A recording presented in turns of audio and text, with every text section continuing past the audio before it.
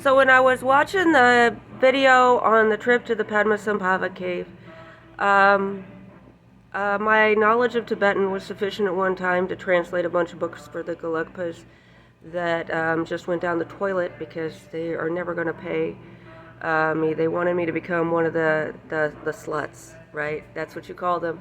And a lot of white people don't translate that correctly. I had some mistaken understandings about that. What? My husband wants me to be a slut? We had a talk. He told me to avoid his brother, and that it was really funny when I got things wrong sometimes because it leads, it's very non-dual. But no. So occasionally I've had to shave my head because something or another that somebody wouldn't transfer to unless somebody had a shaved head. But there are a lot of things that women can do. I know that in Tibet that a lot of women are becoming single mothers and then they end up getting pushed into government housing and out of the communities because some of the guys have it wrong on the mudra thing that if you're having temporary mudras um, repeatedly, you must be incredibly retarded about finding your channels. If you sustain a relationship, you must be very complex, as my husband is. So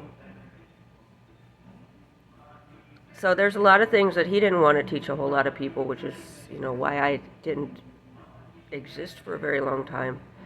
But we also have the relationship. I'm just saying that, throwing this out there. There's a lot of other walks of life for women, and people have said a lot of words about him and me, the rumors about him and me, and me sneaking into the men's classes back when it was only for men, and getting caught, and then they got the idea to train the women.